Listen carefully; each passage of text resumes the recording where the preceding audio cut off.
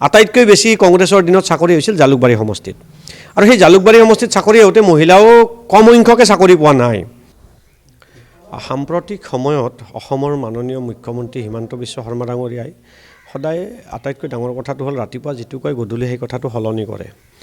সব বিষয়তে সেইটো লাগিলে আপুনি চাওক জিঅ' টেগৰ ঘৰৰ ক্ষেত্ৰতে হওক ২৭ তাৰিখে গোটেই জিঅ' টেগৰ পৰ্টেলটো ৰাইজৰ কাৰণে অপেন কৰি দিম বুলি ক'লে ৩০ তাৰিখে এক ডেট আছিল আপোনালোকে জানে সেইটো কেতিয়াও খোলা নহ'ল অসমৰ ৰাইজে এইবিলাক প্ৰশ্ন সুধিলে মাননীয় মুখ্যমন্ত্ৰীয়ে খং কৰে এইবিলাক বাৰু সৰু সুৰা কথা বুলি তেওঁ ভাবি লৈ এই কথাবিলাকৰ পৰা দূৰত থাকে আমি মুখ্যমন্ত্ৰী শক্তিশালী মানুহ কিবা কথা কৈছে আমি মানি লৈছোঁ কিন্তু যোৱা পৰহি তেখেতে ৰাজনৈতিক সভা এখনত এটা কথা কৈছিল যে কংগ্ৰেছৰ দিনত মহিলাসকলে চাকৰি ল'বৰ বাবে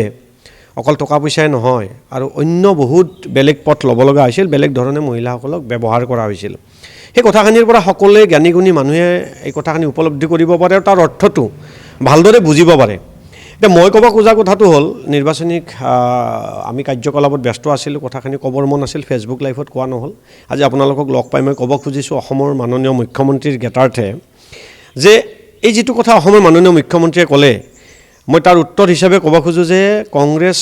চৰকাৰ থকা সময়ত অসমৰ আটাইতকৈ শক্তিশালী আৰু প্ৰভাৱশালী মন্ত্ৰী আছিল হিমন্ত বিশ্ব শৰ্মা ডাঙৰীয়া আৰু যদি আজিও খবৰ লয় আপোনালোকে মিডিয়া হাউচে বা RTI মাৰি যদি ৰিজাল্ট লয় আটাইতকৈ বেছি কংগ্ৰেছৰ দিনত চাকৰি হৈছিল জালুকবাৰী সমষ্টিত আৰু সেই জালুকবাৰী সমষ্টিত চাকৰি হওঁতে মহিলাও কম সংখ্যকে চাকৰি পোৱা নাই এতিয়া মই এটা কথা ক'ব খুজিছোঁ সেই তেখেতে কোৱা কথাখিনিৰ প্ৰক্ৰিয়াটো জালুকবাৰীতো হৈছিল নেকি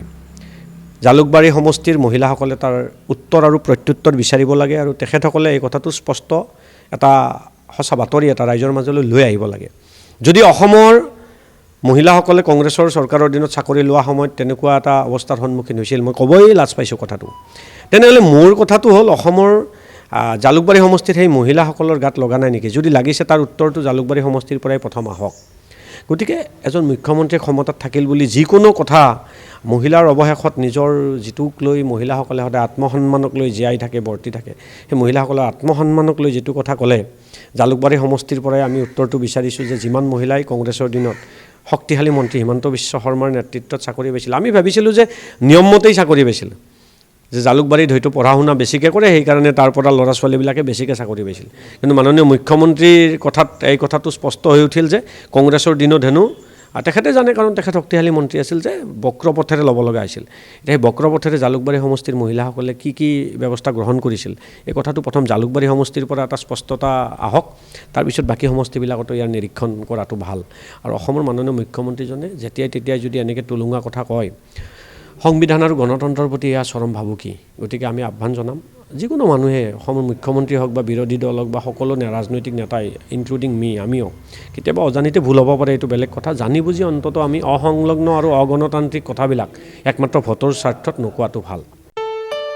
ঘৰত আনন্দ আৰু সম্পৰ্কৰ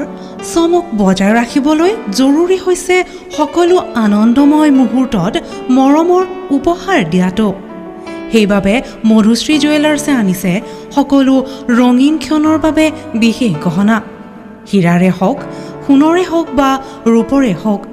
শ্ৰেষ্ঠ ডিজাইনছ আৰু হলমাৰ্কযুক্ত গহনাই ৰাখে সম্পৰ্কক নিখুঁত তেনেহ'লে আজিয়ে আনক আনন্দ মধুশ্ৰী জুৱেলাৰ্ছৰ সৈতে যোগাযোগ কৰক 7002800341 নাইবা ভিজিট কৰক LNB ৰোড নলবাৰী অসম